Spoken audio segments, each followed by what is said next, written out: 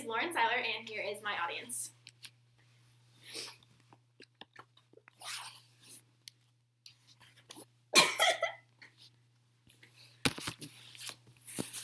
Okay, how many of you have taken tests in school such as iStep, iRead, or the PSAT? Well, I have, and this makes me credible for this topic because I did take several of them. This topic is important because these tests are greatly impacting teachers and students. Specifically today, I will be talking about why standardized testing should be removed from schools.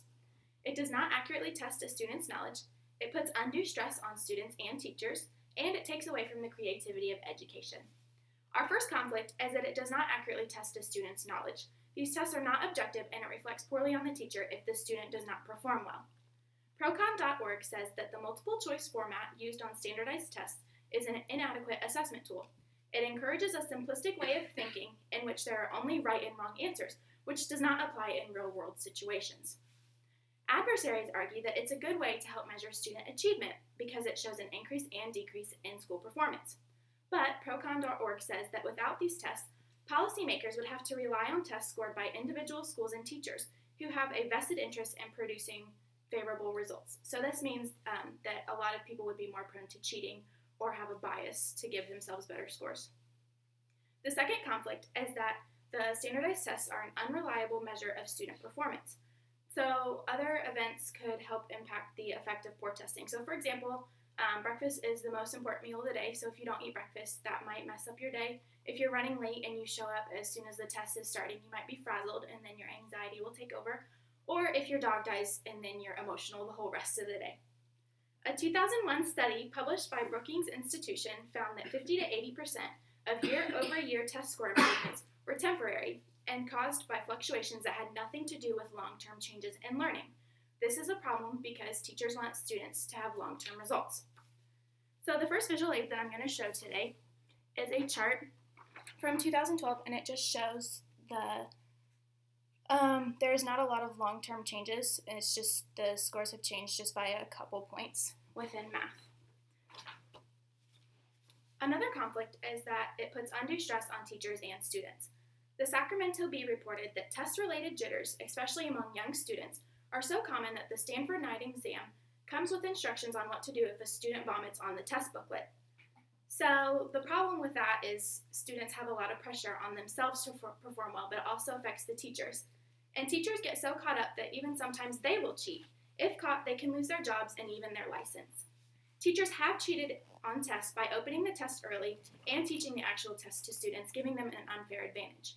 Some teachers even correct their students' mistakes once they have submitted the test booklets to the teachers. USA Today investigated 6 states and Washington, D.C. and found that 1,610 suspicious anomalies in test score gains. So basically it just shows that teachers probably changed the same answer on all of the tests. School administrators add to the stress because overall school performance can determine how much money the school will receive from the state. So the higher your test scores, the more money you get. It has even gone so far that teachers are now getting paid and evaluated for keeping their jobs based on their student performance with test scores. Clovis argues and found that teachers can find ways to improve test taking by creating a positive atmosphere, replace dread with anticipation, practice time management, and involve the parents. But the problem with that is by contract, teachers cannot help a student when they're taking the test. So if there is a question and a student does not know the word, the teacher cannot answer. Students also cannot be given extra time when taking the test. So if they still have answers or questions left to answer when the test is done, the questions remain blank and they get penalized for it. The state does provide permission for students who are resource students or special needs. The final conflict is that the cost of standardized testing is eliminating programs in the arts. Kahn found that schools across the country are cutting back or even eliminating programs in the arts, recess for young children, electives for high schoolers, class meetings, discussions about current events, the use of literature in early grades, and entire subject areas such as science. So they're basically cutting out everything that does not pertain to testing. The curriculum that is formatted to the test takes away from the creativity of education. It also takes time away from instruction due to test prep and giving the test. For example, the state of Indiana was talking about having the iStep be 15 hours, which is approximately 3 school days straight. Just to get ready for this test takes approximately 3 months of preparation, from January to March. And in this, I'm going to show this graph. And it has pre-kindergarten all the way to 12th grade approximate hours that they spend testing, and it shows 8th grade spent 25 hours, which is approximately 1 school week.